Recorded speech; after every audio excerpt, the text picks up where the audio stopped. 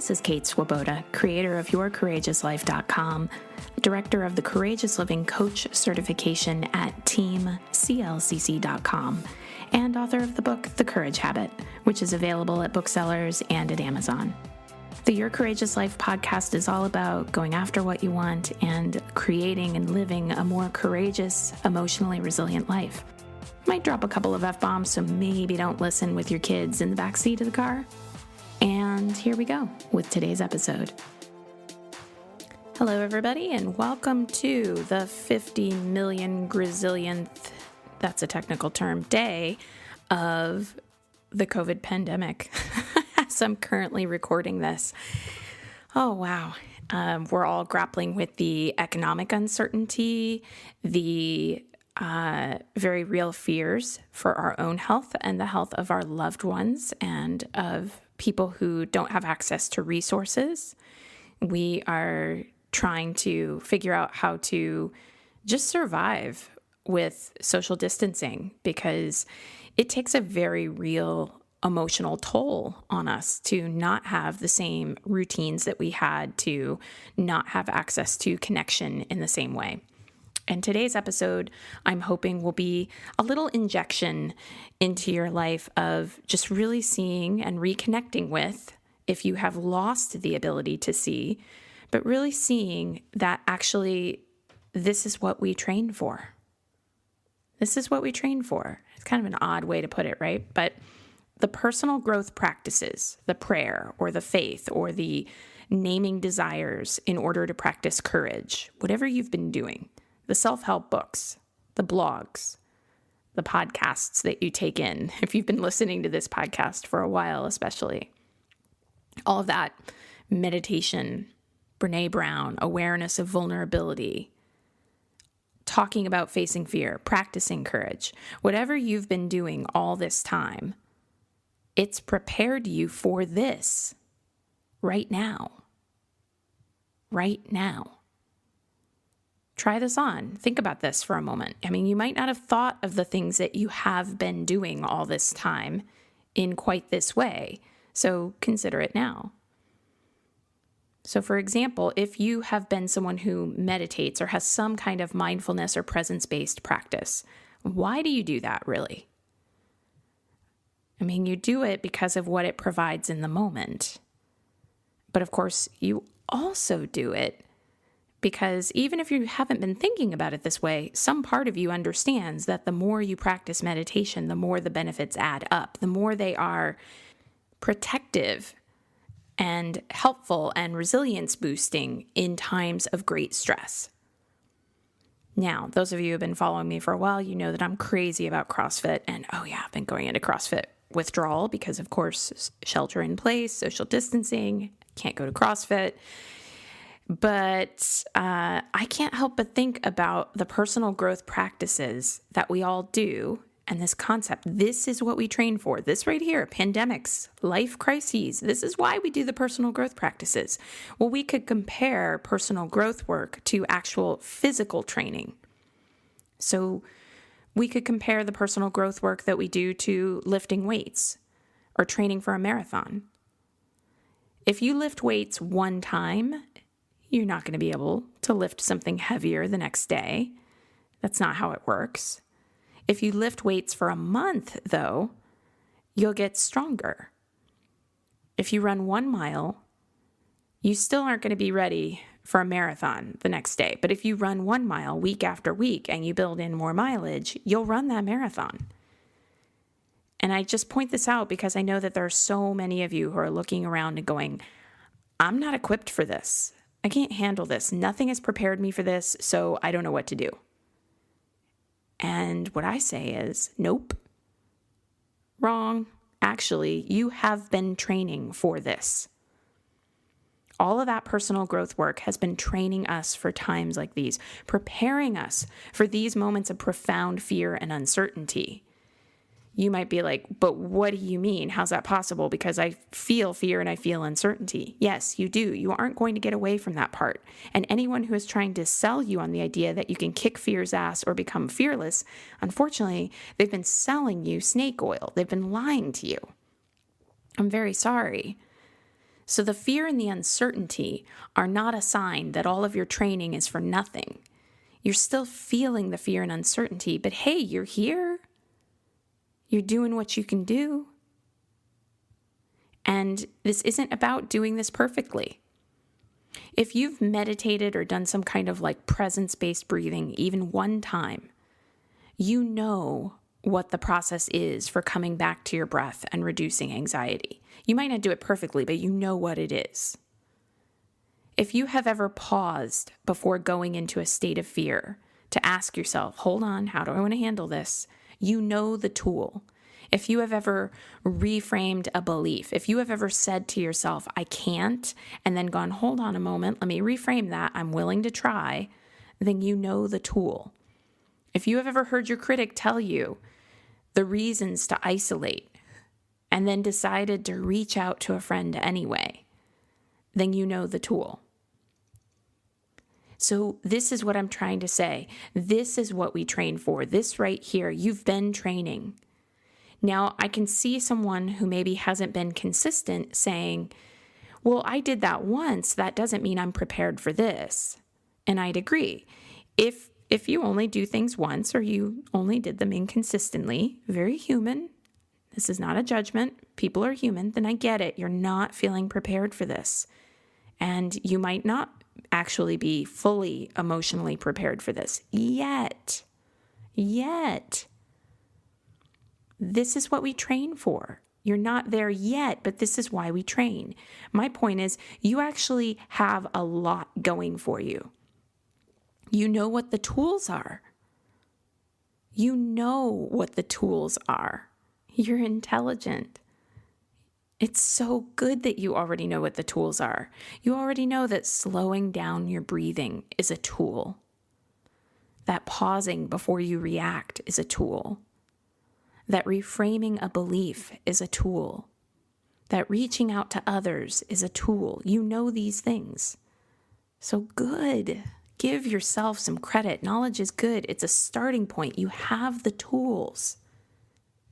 This is what we train for. We don't train for when life is all kicky and great.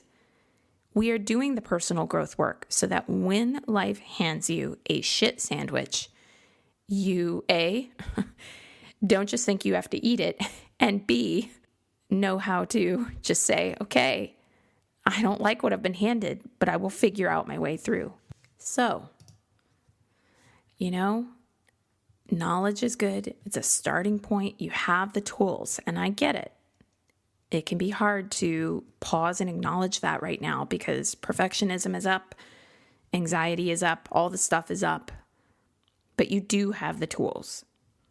So now let's turn ourselves to this very important question, which is, do you use the tools? Because you do have them. And you can't argue with anyone on this point. You have the tools already. I just said them in case you want a reminder. They are things like slowing down to breathe, pausing before reacting, reframing your beliefs, refusing to isolate, reach out to people. You have the tools. Do you use them? Do you use them consistently? Is your mind focused on checking in with them daily? Some of you know about my program, the Courageous Living program. The entire point of my creating that program was to give people ways to practice courage daily on their own time so that they have ways of using these tools in their lives on a regular basis. And this is also the entire point of the Courage Habit, my book, to get people to see the ways that courageous behaviors can become habitual. Even to the point where you don't have to really think hard about anything. It's a habit. It's just how you do life. This is what I do when I'm faced with things that scare me. I turn to these courageous practices. You use the tools consistently, and that's how you build courage and resilience for times like these. Now, if you are thinking, that's all well and good, but I haven't been using the tools, Kate, and now I need help. Awesome. Okay, let's focus in a little bit more. If you're realizing that you haven't been using the tools, then my question is, and I ask this gently, I ask this not to sound like a critic, but really contemplate for yourself. Has the cost of not using your tools consistently finally gotten so great that you're going to do it? Has the cost finally gotten so great from not using those tools consistently that you are going to do it? Has the cost gotten so great you're no longer going to negotiate when it comes to your personal well-being? Has the cost finally gotten so overwhelming and stressful that you're willing to say, no more, I'm doing life differently right now, I'm not skipping out on using these tools daily? Because really confronting yourself with kindness around that question might be what it takes. And on a personal note, again, this is not judgment, because I have been in this place where I'd meditate and I get some of the benefits, and then I was like, well, I meditated yesterday. I don't really need, or I'd exercise and I'd get a little rhythm going. Well, I don't feel like exercising. Or I would know about things that would be helpful during stressful times, but then I'd kind of paradoxically go, I'm too stressful. I can't do any of the things that are helpful during stressful times because I'm too stressed out. You hopefully are laughing with me. And, I also remember too hitting this spot years ago where it was like not using the tools had finally become like the costs had added up so much. And I remember feeling a bit like, well, okay, but how are some daily tools around, meditation or gratitude or checking in with my integrity? How's that really going to change my life? Because they all seemed so small. But in life, sometimes the small things add up to be bigger than what we perceive as the big things. A courageous life is truly lived on the basis of the small, ordinary, daily acts of courage. Every once in a while, I give a talk at a company or for an organization or a conference, and sometimes people will come up to me and they'll tell me, I don't really think that I have a thing with needing more courage. I've done a lot in my life. I'm a skydiver, and I've traveled to like every country, and I just, I don't really think that's my thing.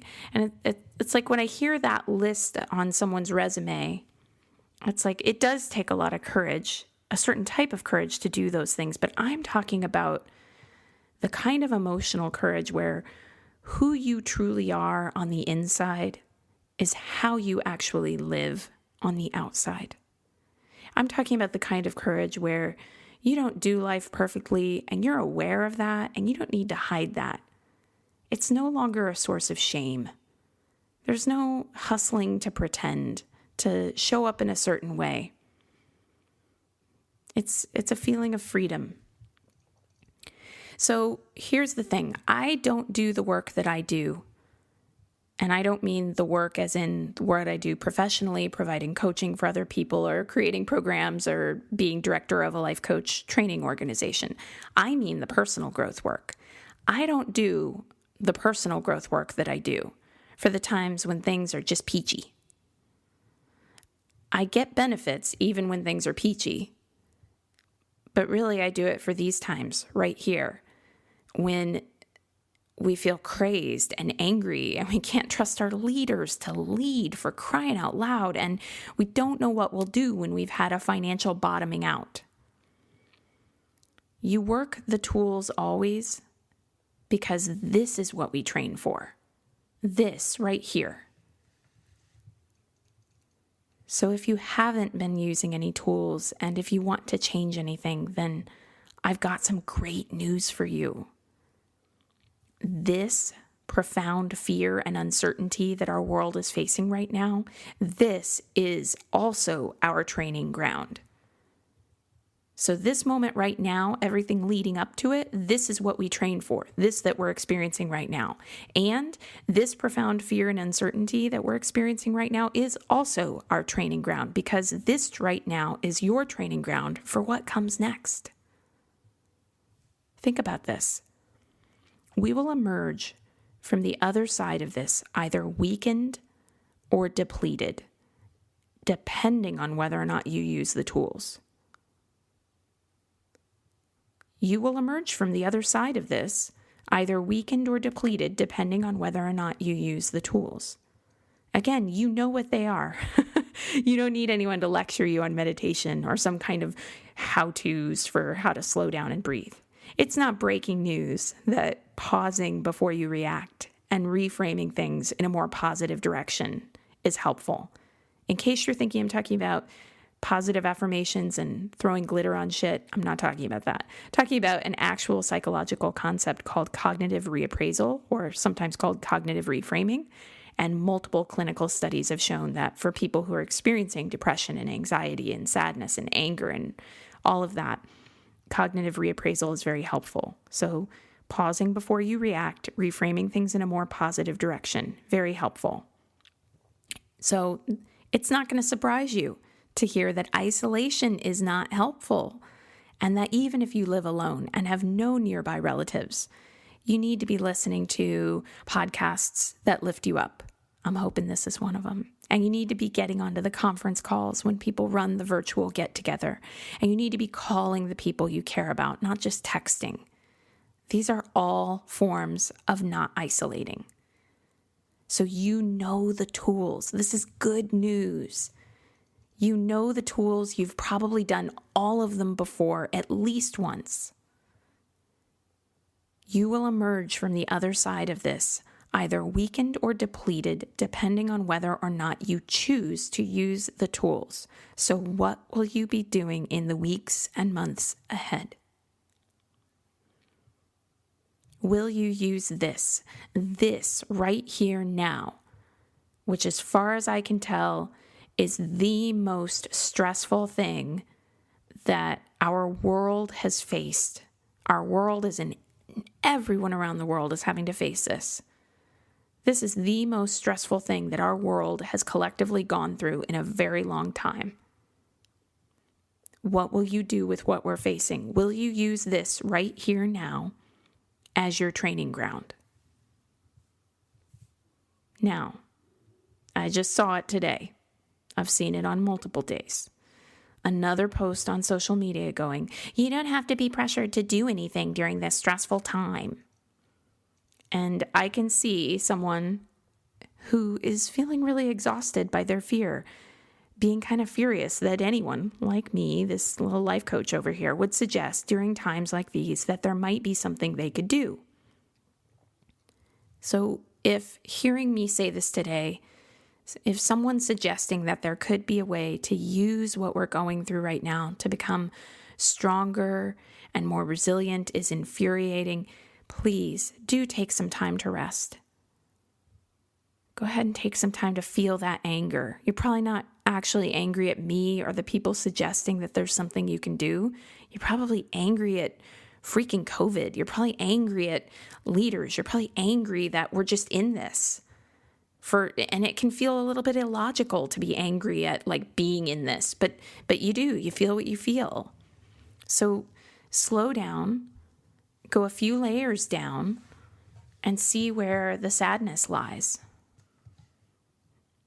I'm not suggesting that you have to go be perfect at this.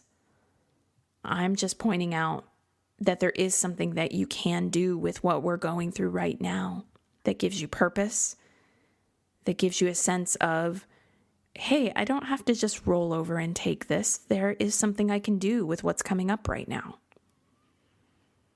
But go ahead and slow down, because exhaustion is hard. Feeling depleted is hard. And rest is good.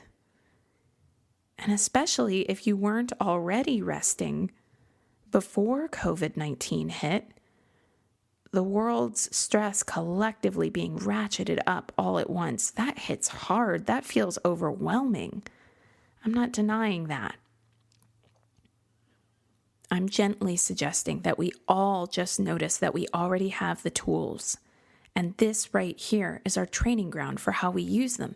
This right here is the moment to start. Not when this is over, not when things feel easier. This right here, right now, this is your training ground. And you will train imperfectly. We all do. I do. You will make mistakes and need to regroup. We all do. I do. Yet I'm asking you to please rise up. See the tools that are available for you as being like the most nourishing possible food for your emotional system. See that you have these tools already and that you get to use them. You are in choice around that. Consider that even if right now you're thinking to yourself, like, these tools, I'm not good at them. I'm feeling really depleted. I'm not feeling emotionally resilient. How do I get better at courage and stepping forward? You know, if you were to get just 1% better at something every day, after 30 days, you'll be 30% better. After 60 days, you'll be 60% better. After 90 days, you'll be almost to 100%. That's huge. And here we are in the midst of trying times, and all the forecasts are indicating that we're going to have another 90 days of this. And that feels really hard. So given that, what if just 1% daily made all the difference? So yes, slow down, breathe in whatever way feels right for you. Practice the skill of pausing before you react.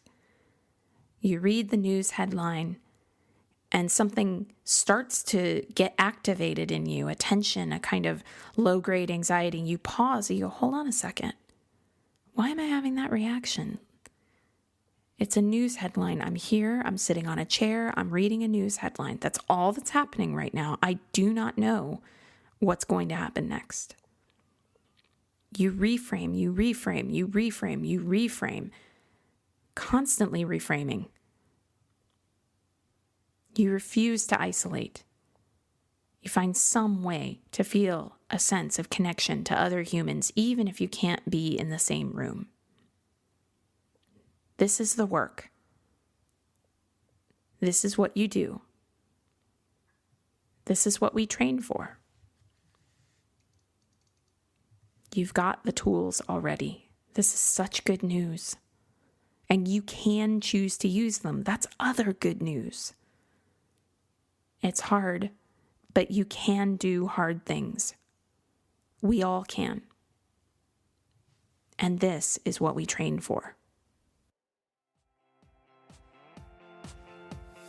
All right, that's today's podcast. Thank you so much for listening to today's episode. You know you can continue the work and the fun if you want to. Head on over to yourcourageouslife.com/begin and become a Your Courageous Life subscriber, because as soon as you sign up, you get access to an entire library of worksheets and audios and other bonuses. And of course, you'll be receiving more courage in your inbox. And who wouldn't love that? You can learn more about the Courageous Living Coach certification at teamclcc.com. You can get the Courage Habit at your local bookseller, on Amazon, wherever you like. We can even connect on social media. I'm on Facebook at Your Courageous Life. So look for facebook.com/Your Courageous Life. And I'm on Instagram as Kate Courageous. And I'd love to connect with you on Instagram. So here's to you, using these courageous tools in your life and creating a real ripple effect of good. And again, thanks so much for listening. I love it that you're here.